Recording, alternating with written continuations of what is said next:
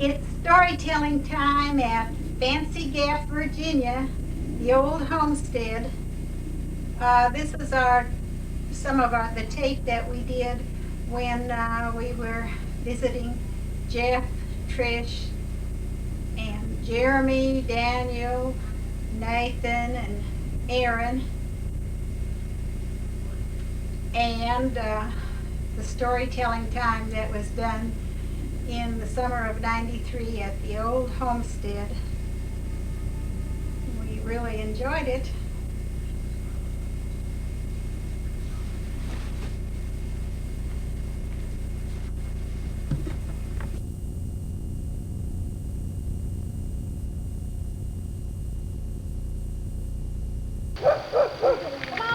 Okay.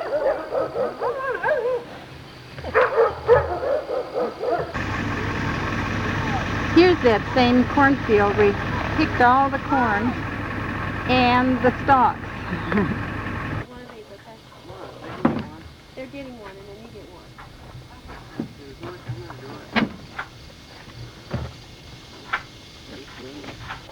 You got one. I got that.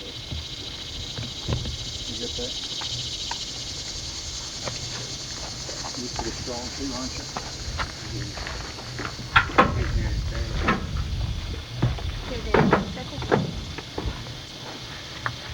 Mom, just in case you might need the keys out of the van's back. Just put them there. I know where they are then. Thank you.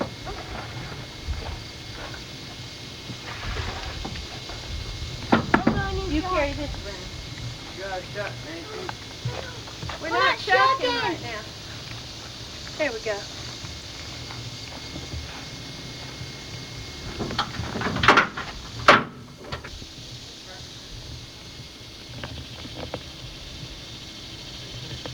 Real pretty day today. We had a real rainy day yesterday. It rained most of the day. And today it's just beautiful.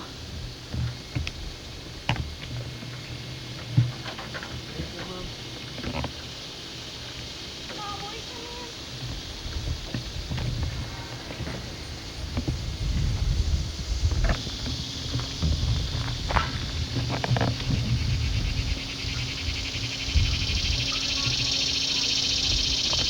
Pond.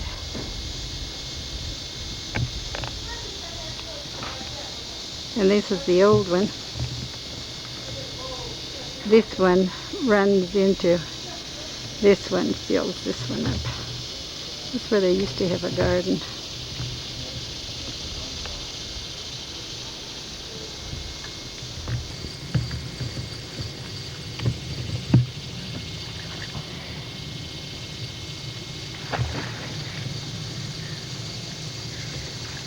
There's Nathan and Aaron swimming, cooling off after our workout this morning. Stand up.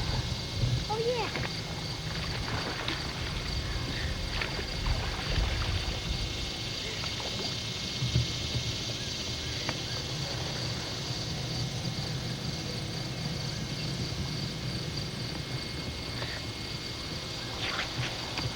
I'm in the muddy area. Because I can't see my feet.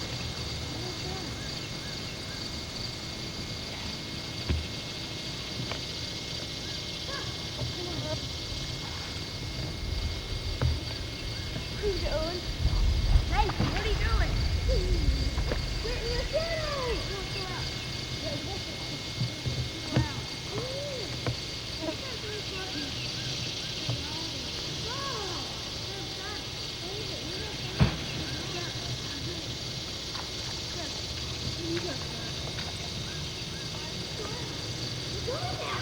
There's the muddy area! Aaron! Aaron, you're still in the muddy area! Oh no, you just came up on the line of the muddy area! I'm still in the muddy area! No, you're not! Get up! Nathan, swim on one!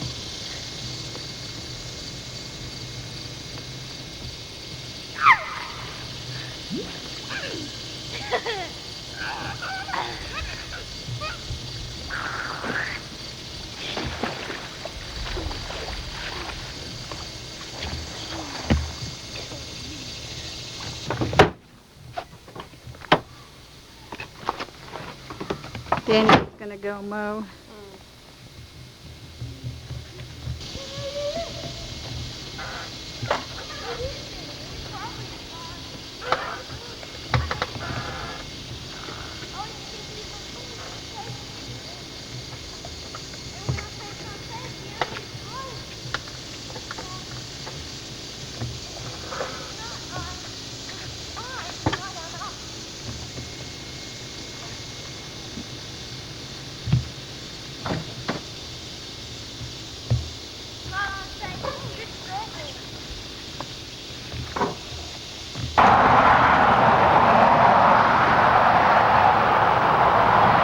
This is where Jeff's shop is at. It's on a busy highway.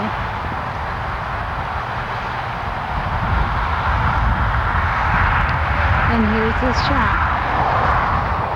We'll go into it. He's going to do a storytelling this evening, and I'll get some more of the surrounding area.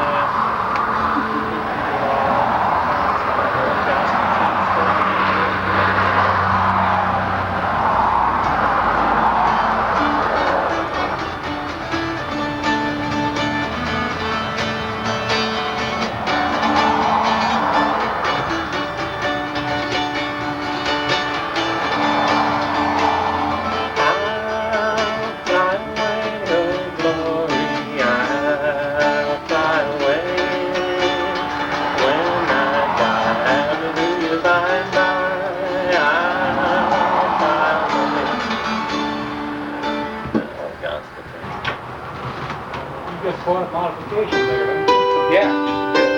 Makes it more comfortable.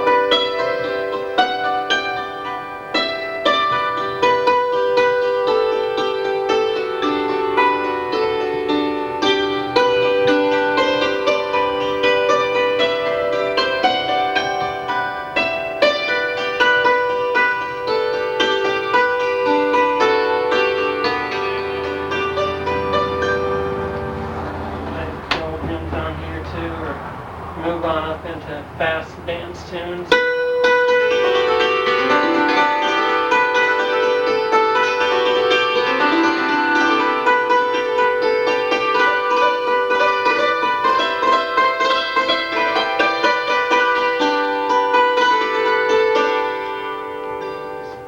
About any style of music. Yeah, it is. Done. Beautiful.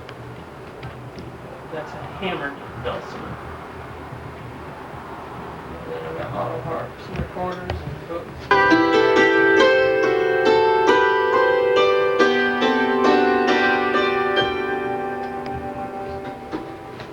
Go on and on. Where y'all from? Michigan. Michigan. You been all the way on those? Mm-hmm. Oh, do you camp along the way, or? Oh, once in a while we stay in a motel every once in a while. Depends on when we stop and where we're at the time. It'd be quite a while. St. Clair. St. Clair. We camped over by St. Clair. Clair. Right on there's kind of a river or something, the St. Clair River. I guess it goes from one lake to the other. Or Lake St. Clair. Yeah, Lake St. Clair. Yeah. Back here is where we camped, and I'm standing on the porch at Jeff's shop.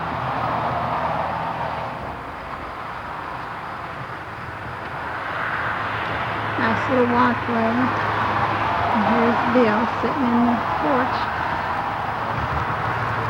Traditional instrument used in this part of the mountain. I'll just kind of switch around and play some tunes on all of these and give you a taste of what they're like, and then we'll do a couple stories here. A story.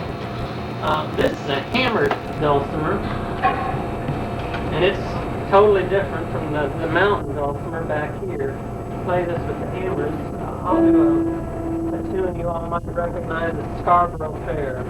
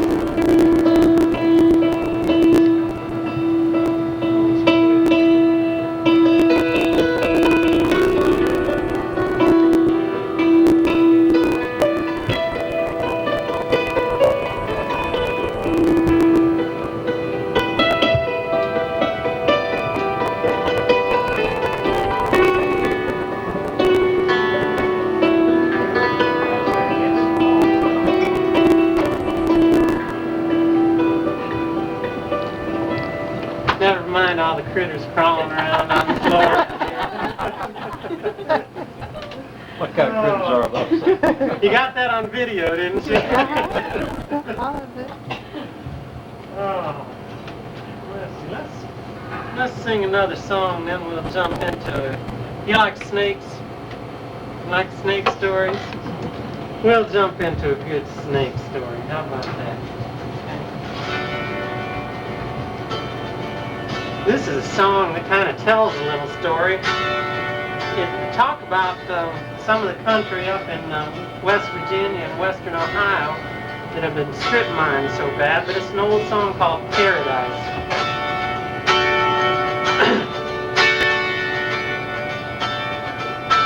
When I was a boy and my family would travel down to Western Kentucky where my parents were born.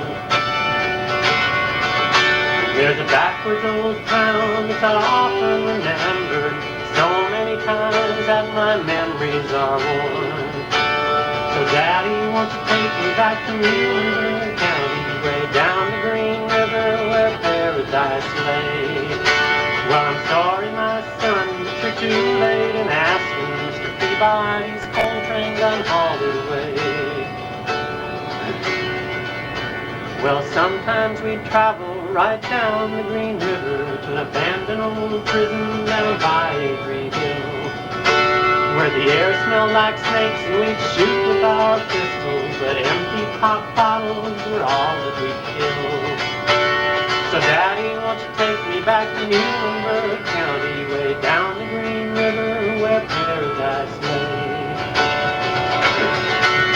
Well, I'm sorry, my son, but you're too late in asking. Mr. Peabody's coal train done hauled it away. Well, the coal company came with the world's largest shovel. They tortured the timber and stripped off the land. They dug for the coal till the land was forsaken and marked it all up towards the progress of man.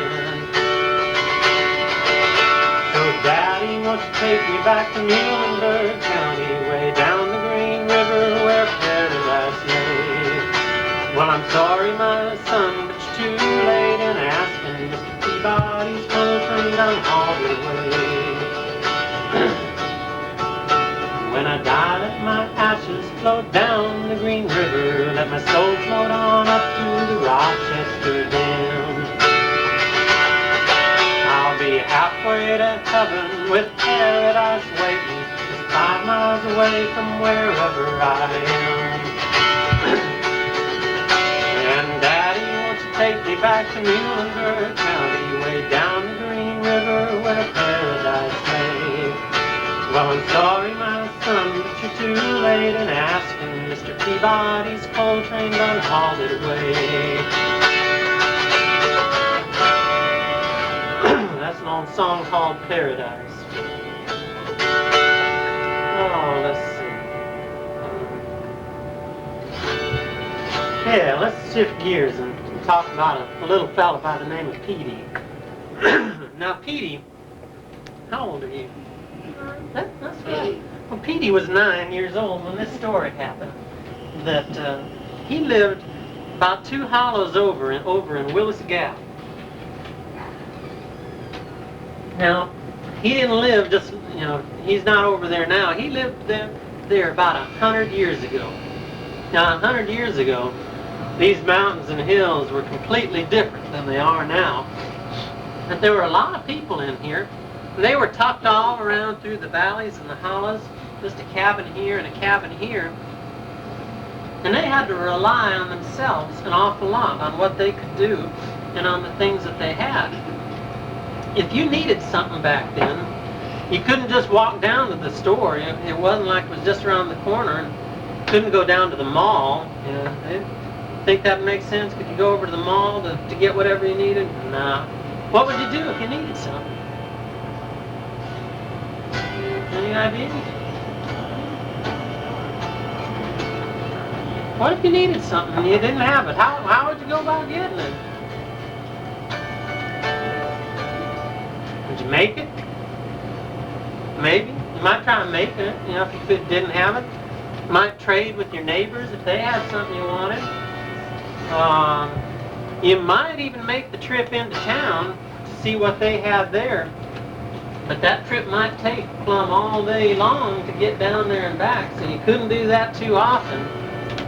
But there were some folks who traveled through the territory selling stuff out of their wagons or off of a mule that they had. They were called peddlers. And these peddlers would travel all through the mountains. Usually they'd be selling stuff that, you know, it's hard to make yourself. Maybe pots and pans or needles, different things like that, spices to cook with that you couldn't grow around here. And these peddlers would just travel around selling what they had on their wagon and then move on. And I'm going to tell you a story about one particular peddler. His name was Calvin Colson. Now Calvin didn't have all the things that most of the peddlers had. He only had one type of thing with him. Just one type of thing. And all he had was musical instruments. He made all different kinds of instruments, and he'd make them and travel around selling them and stop at a place and stay there a while and sell what he could there and move on to another place. Well, Calvin was coming up Willis Gap one day, and he was looking for a place to stop because his old mule was just as ornery as it could get. What are mules known for being? Huh? Did I hear? Stubborn as a mule. And old Calvin's mule was no exception. When he got something in his head, there was no changing it. Now there's an old tune that goes flop-eared mule. And when you can hear it, you can just kind of hear the old mule plopping along.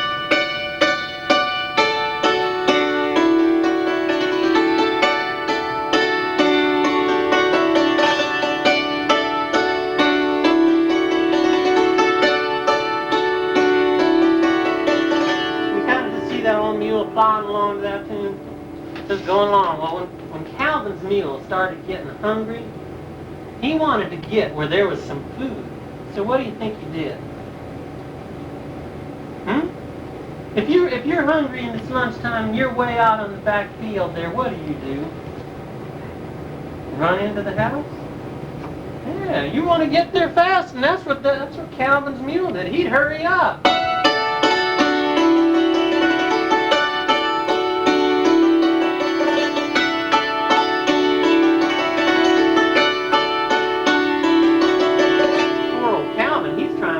Everything on that old mule, pick up what fell off, and that mule, meantime, he's just getting hungrier by the minute. So what does he do? He goes faster.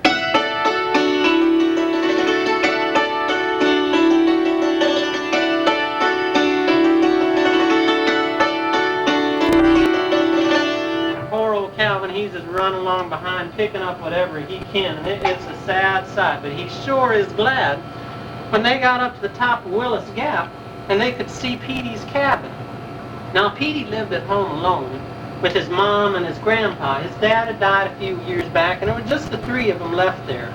Now in those days too, there was a lot of work to be done around an old homestead. We talk about the good old days, but now those good old days were mighty hard times too in a lot of ways. Do any of y'all have chores to do? You got chores? Yeah? What, like what? Clean my room. Clean your room. What else? Anybody else? What do you get to do? Wash dishes. Washing dishes. Boy, I tell you, it's a rough life, isn't it? Who, anyone else? Well, poor old Petey. He had to clean up his room and help clean up the dishes. He had to plant the garden, help take care of the animals outside. He had to help chop the firewood and make sure there was wood to cook with. He had to, just do all sorts of chores that we don't even begin to know about anymore. And life was pretty rough, and when you're short anyone in the house, it makes a difference. So old Calvin came knocking up to the door. And he said, "Hello." And Petey says, "Who's there?" Calvin says, "I'm Calvin Colson, and I'm a peddler, and I've got this mule with all my instruments. I'd sure like to have a place where I could stay a while and maybe make a few instruments and travel around." Well, as it turns out, Petey's father used to be a woodworker too, so there was an old wood shop out behind the barn. It was just perfect for what Calvin needed. And they never could turn down a chance for anybody to help out with any chores either. So it didn't take them too long to say, "Sure, just come on in and stay." That was just fine with everybody. Well, Calvin settled on in, and Petey really enjoyed it because, back then, when you lived way out in the boonies, there was just not a whole lot of friends to talk to or a whole lot of people to visit with, especially somebody who traveled all around the country, like Calvin had. So they were real glad to have him there. But Petey still liked to go exploring all the time. He lived way back in the woods, far away from any town, and he just loved looking for different animals. And he'd set out in the morning checking all his favorite haunts for all the animals. He knew where they all lived. He knew where all the critters were, where their houses were, and where to find them and how to call them out and get them so where he could see them. But Petey's mom was just like every other mom in the whole world. Every time Petey started to go out on a hike out in the woods, she said, "Petey, you be careful." Every mom says that, don't they? It's inbred into them. Well, Petey's mom was the same, but Petey, he knew you didn't have to worry. What kind of things are out there that you'd have to worry about? What could be out there to worry about? What could be out in these woods around here that you'd have to worry about? Bears? What else? Snakes? There might be some snakes. What else? Mountain lions? Oh, who knows? But Petey knew better as well as you guys that if there's a bear or a mountain lion out there and they smell you coming, whew, they want to get out of your way faster than you can even find them. They're not going to wait for you to get right up on top of them, and they can smell you a long ways away too. So, Petey knew you didn't really have to worry.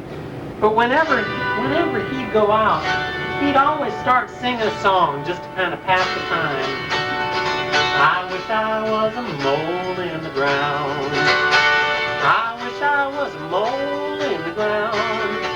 If I was a mole in the ground, I could root that mountain down. Well, I wish I was a mole in the ground. Now, it'd get pretty old if he kept singing that same verse all day long. So what he'd do is he'd make up verses as he went along. So he'd have to think up of an animal to start with. What's an animal we can use? Just name any animal. Any ideas? Oh, come on, guys. A what? Elephant. Whoa. Well, now, I don't think he saw any around here, but he could sure sing about one, couldn't he? Let's see. I wish I was a great big elephant. I wish I was a great big elephant. Help me out, I'm getting in trouble. If I was a great big elephant, I wouldn't pull a stunt. Well, I wish I was a great big elephant. Oh, let's see. What's another animal we could sing about? Can you think of a raccoon? Okay. I wish I was a sly old raccoon. I wish I was a sly old raccoon. If I was a sly old raccoon, well, you wouldn't catch me soon. Well, I wish I was a sly old raccoon.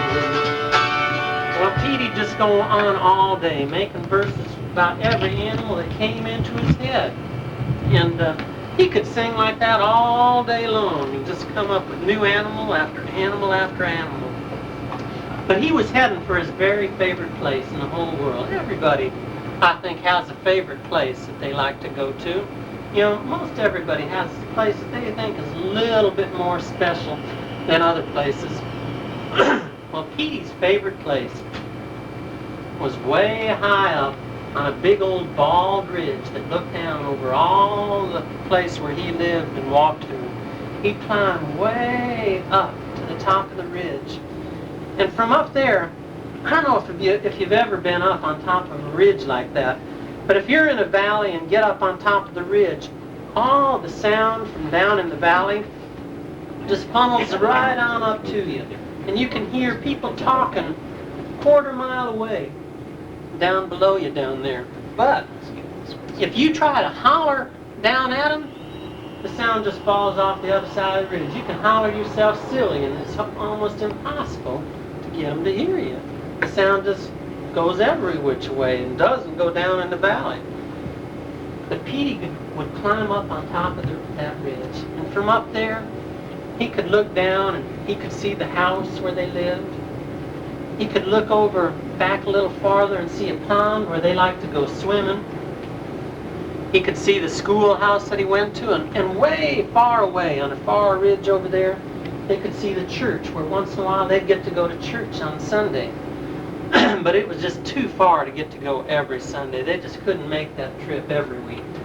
So Petey's very favorite time to go up there on that ridge was on Sunday mornings. Because from up there, he could hear all the old hymns just come rolling up the valley, one after the other. And he'd just soak it all in, laying up there at the top of the ridge there. Amazing grace, how sweet the sound that saved a wretch like me. I once was lost, but now I'm found. Was blind, but now I see. And he just turns out though, he should have been. 'Cause there was something coming up behind him that he should have been seeing. Now we were saying that most time all the critters out in the woods go out of their way to get away from you. But this critter was just mad as he could be. And he was looking for someone to be mean to. Any ideas what it was? No, not a grizzly. A snake. A big old rattlesnake. Now I don't mean just every garden variety rattlesnake. I mean just a big old mean rattlesnake. He was getting closer and closer. And he saw Petey sitting there. And he coiled all up to strike at him. Got reared all up and whack! Struck right at him. But he missed. He whizzed right by him. And now you talk about a mad snake. He was mad to start with, but that snake never had missed before. And he was really mad now. And Petey, he was so scared when he saw that snake whizzing by. Well, there was a tree right over there. He didn't go run and climb that tree. He just ran right up that tree to get out of the way from that snake. And he was up there looking down, and that big old snake was just hissing around, mad as fire. He started calling every grandma, grandpa snake, aunt, uncle, brother, sister, cousin, nephew, niece snake, every snake in all that part of the county to come help him be mean and ornery.